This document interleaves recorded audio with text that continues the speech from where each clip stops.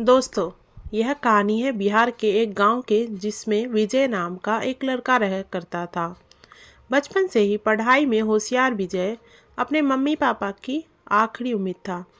विजय के दादा ने अपने समय में बहुत कर्ज ले लिया था, जिसको चुकाने में पापा की पूरी ज़िंदगी मजदूरी में निकल गई। उनके पास थोड़ी सी ज़मीन थी जिससे उनका गुजारा हो रहा था। पापा की तबीयत मजदूरी करने से खराब रहती थी, पर पापा विजय को इस बात का एहसास नहीं होने देते थे। विजय को पढ़ाई में इतना होशियार देखकर उसके मम्मी पापा ने हर वह काम किया जिससे वह विजय को पढ़ा पाए। विजय की कॉलेज की पढ़ाई खत्म हो गई थी और वह एक छोटी सी नौकरी करने लगा, जिससे उसका खर्चा निकल जाता और साथ में वह कलेक्टर बनने की तैयारी भी कर रहा था। विजय अपने वक्त का एक मिनट भी फालतू नहीं गुजारता था।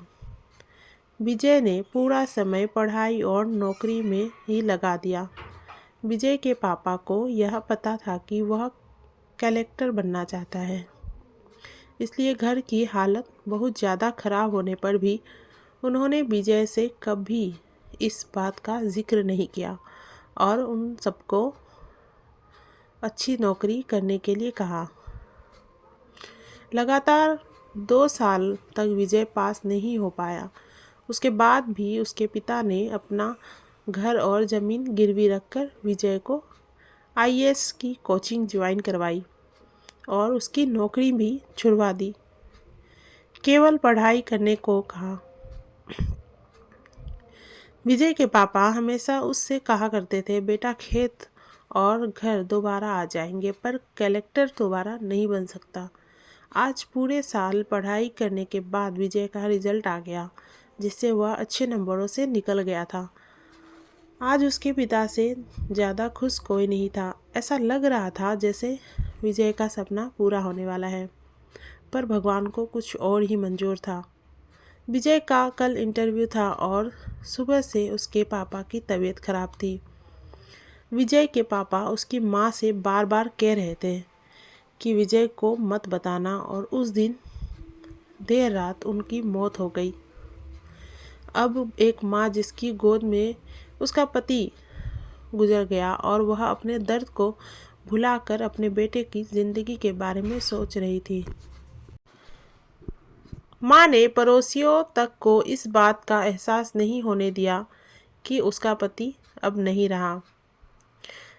पूरी रात ऐसे रोई कि आवाज़ भी न निकले, और सुबह विजय जब इंटरव्यू देने जाने लगा तब माँ और पापा के आशीर्वाद के लिए उसने माँ को कॉल किया।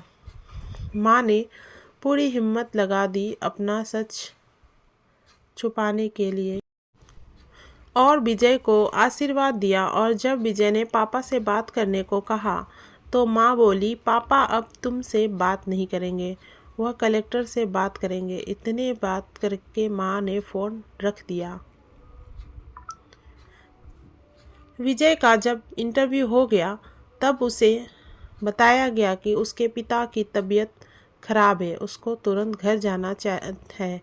विजय को एक पल नहीं लगा अपने पिता को हालत समझने में। घर पहुंचकर पिता के पैरों में गिरकर वह ज़ोर ज़ोर से रोने लगा और कहने लगा, पापा उठो, देखो मैं कलेक्टर बन गया। आज उसके पिता को वह खुशी मिली थी जिसका उनको वर्षों से इंतज़ार था, पर आज वह इस दुनिया में नहीं थे। भगवान विजय के पिता की ज़िंदगी में सुख लिखना ही भूल गए थे। पहले वह अपने पिता के कर्ज में ज़िंदगी भर मजदूरी करते रहे और फिर बेटे के सपनों में फिर घर और ज़मीन गिरवी रखनी पड़ी। विजय के पिता का कर्ज, वह ज़िंदगी में कर्ज लेकर आए और कर्ज लेकर चले गए। विजय के पिता को भले ही ज़िंदगी में कुछ हासिल ना हुआ हो, पर वह अपने लड़के को इस काबिल बना गए कि वह अपने साथ पुश्तों को बैठ बैठ कर खिला पाए।